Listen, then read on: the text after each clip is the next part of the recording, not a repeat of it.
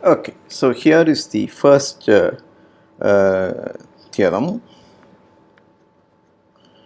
of Han-Banach, the geometric version.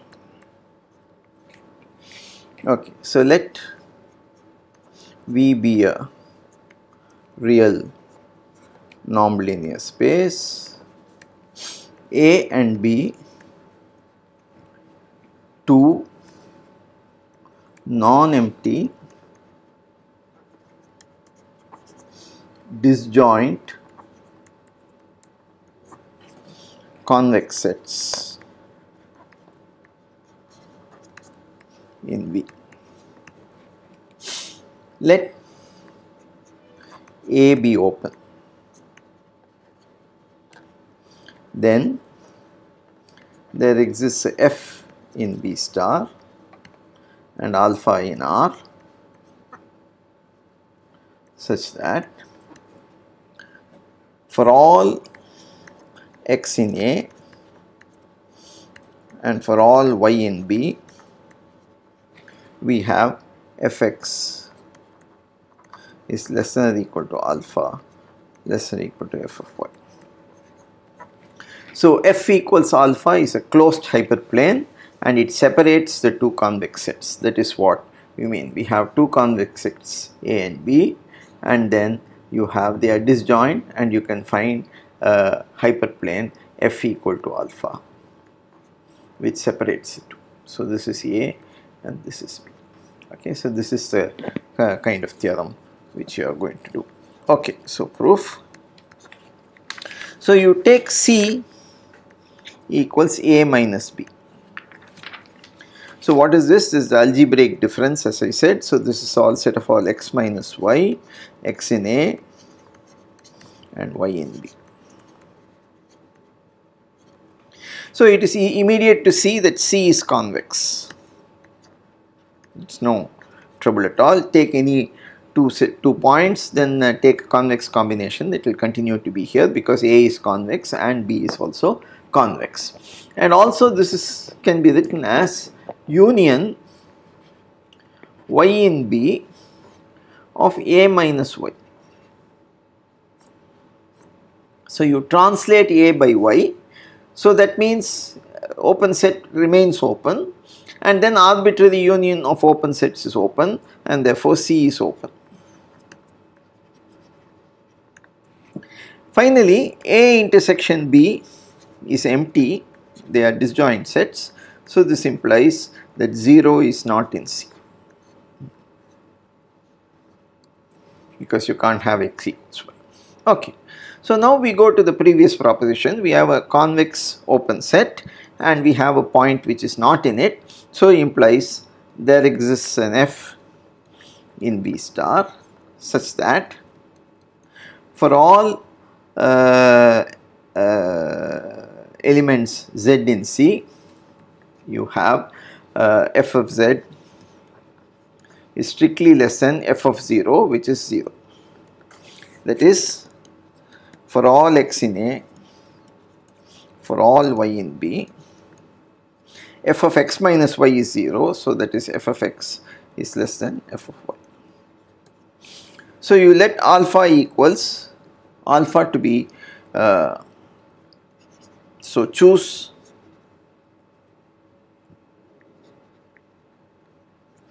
alpha such that sup f of x, x in A, which will always be less than or equal to inf f of y, y in B, because of this relationship here. So you choose alpha to be between the two, and this may not be a strict inequality. That's why if the two sets touch, then this is what you have. So let us take an example. For instance, in R2, suppose I have the set, take this rectangular hyperbola. So you take y bigger than or equal to 1 by x. So that is one set, and then the other set is y less than 0 or less than or equal to 0.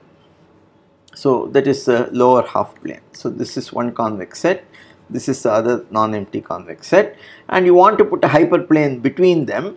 So in fact you will see that y equal to 0 is in fact the hyperplane which separates these two. You can't have a strict separation because these two sets asymptotically, though they are disjoint, the points become closer and closer to each other, so they can't be separated by any single plane. Okay, so now we would like to see when you can do a strict separation.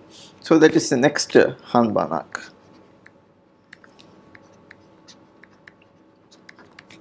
So V real non-linear space, A and B non-empty disjoint convex sets.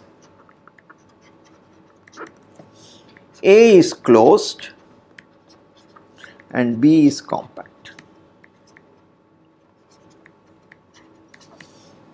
Okay, so then there exists an F in V star,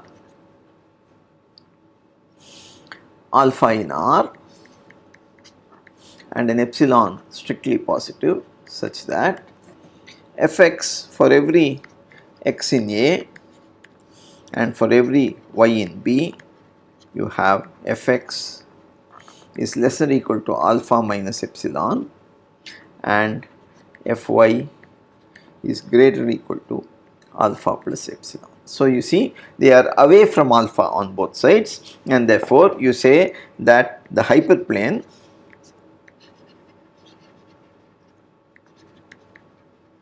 which is of course closed, the closed hyperplane f equal to alpha strictly separates A and B. So both of them are closed and one of them is compact, then you can achieve the. So in the previous example neither set was compact. You could have made one of them was closed, you could have taken the other also closed if you like, if you took y less than or equal to 0, but they are not compact, and that is why we could not separate them. Okay, so proof. You let eta to be positive, then you take B0 eta is the open ball, center 0, radius eta positive. Okay, and you then take A plus B0 eta and B plus B0 eta. Okay, now because just as I said, this can be, both these sets are therefore open and convex. Convex because each is the sum of two convex sets, and open because B0 eta is open, and just like last time you can write, for instance, A plus B0 eta is B0 eta plus x union over all x in A, and so translation of open set is open, union of open sets is open, and therefore this will be open, and similarly this is also open. So you have the thing. So if eta is sufficiently small, then they are disjoint as well.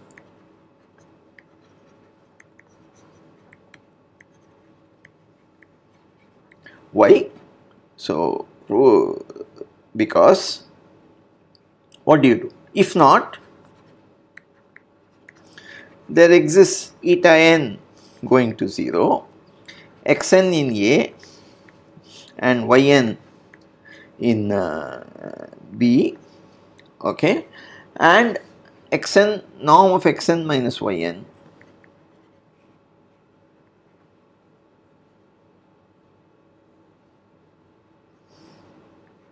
is less than or equal to 2 eta n, because you will have a common element between these two, and that is xn in A plus something and yn in B plus the same thing. So xn minus yn will be norm less than twice the same thing, and that is less than twice eta n. So that is why you have this thing. So you have, therefore, since B compact,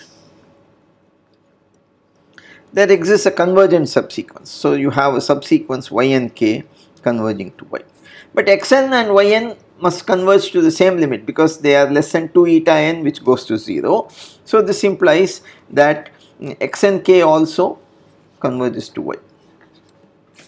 But this belongs to B and A is closed, and therefore this belongs to A. So y belongs to A intersection B, and that is a contradiction because A and B are disjoint. So if you take eta sufficiently small, you can also ensure that they are disjoint. So you have two disjoint convex open sets which are non-empty. So by the preceding theorem,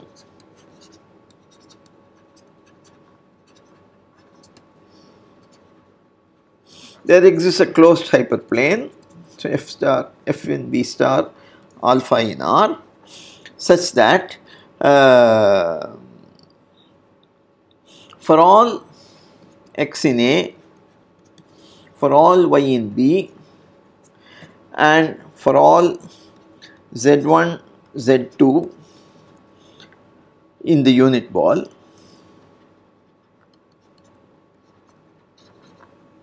such that closed unit ball, that means norm z1, z2 are all less than or equal to 1, f of x plus eta by 2 z1.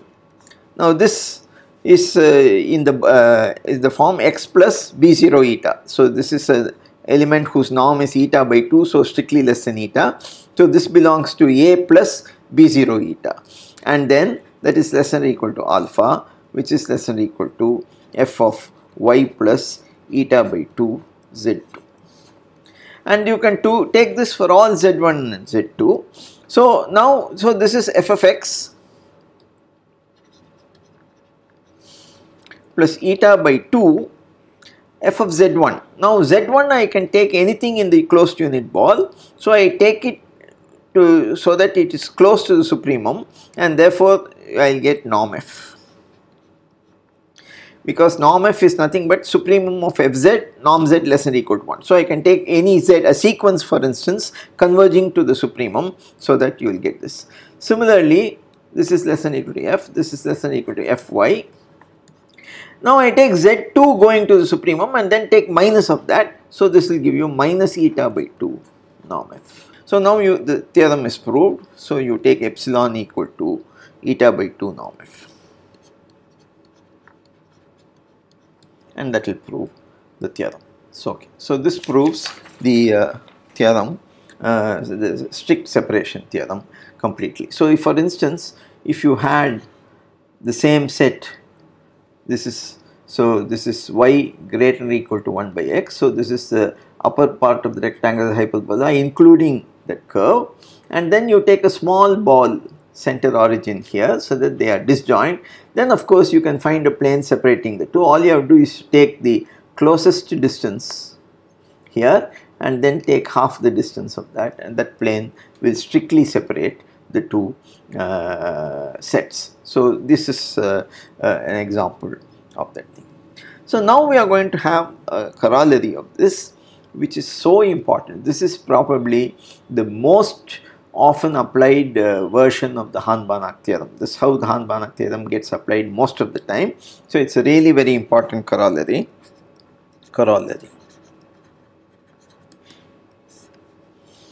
So V, real norm linear space, and W, a subspace of V such that W closure is properly contained in V. Then there exists a F in V star such that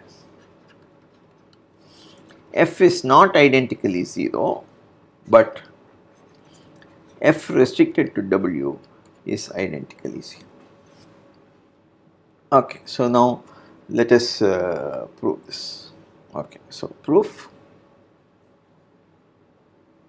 I will come back to the statement and explain how this is a very useful statement. So let us first prove the statement. So let x naught belong to V minus W bar. It's in V but not in W bar. So W bar is closed convex. It's a subspace and therefore it is closed. It's a closure, so it's closed, and it's a subspace, so it's convex. And x naught singleton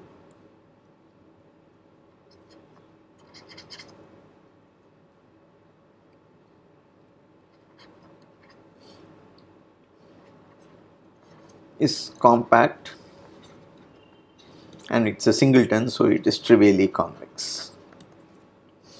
So there exists a f in V star. I am not worrying about the alpha and the I am not worrying about the epsilon now. So we have that f of x is strictly less than alpha, and it is less than f of x naught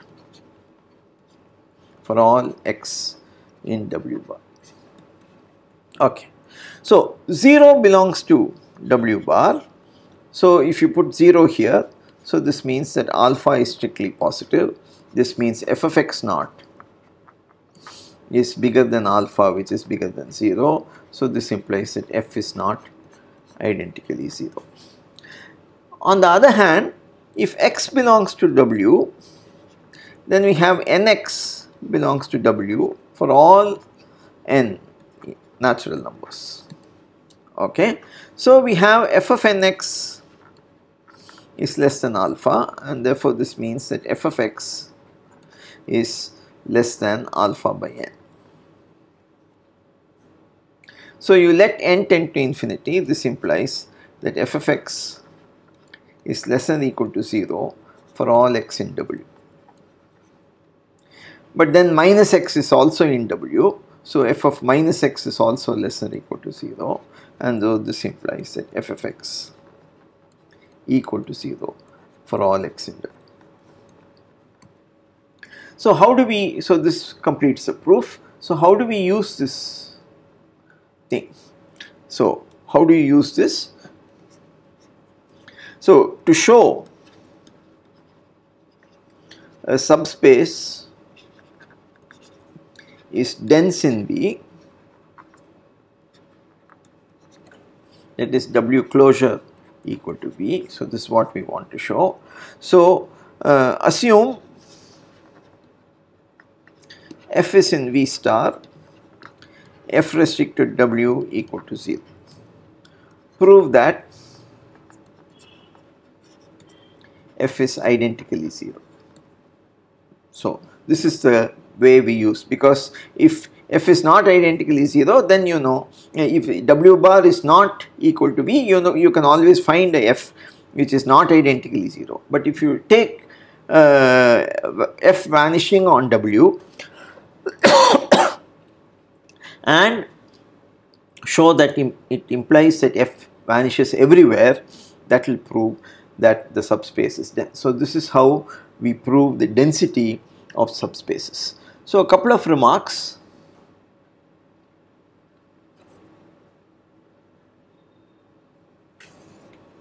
So remark 1. So V is a non-linear space over C. Then you know that linear functionals are essentially given by their real part, and therefore conclusions of HB work for real part of F. So because you can consider V as a real non-linear space and real F, and therefore you can say the whole thing. So in particular, above corollary also true for complex non-linear spaces. So this is one condition, and we will give another proof in the exercises using the extension form of the theorem. Okay, so we will do that. Okay, the second remark, in all the proofs we used the fact that there exists a neighborhood of every point which is a ball.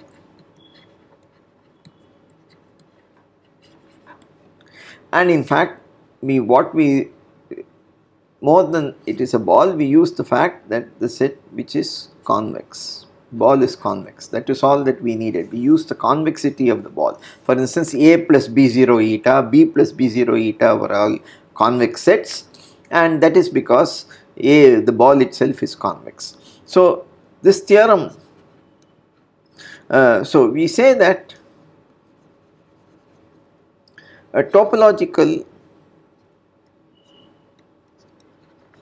vector space V is locally convex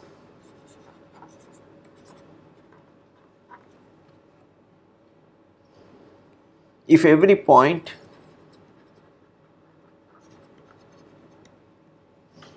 has a local basis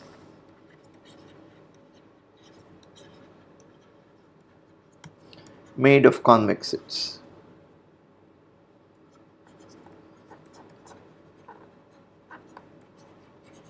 Norm-linear spaces are trivially locally convex because the neighborhoods are all balls, balls are all convex sets, and therefore, so if you have this, then Hahn-Banach theorems true in locally convex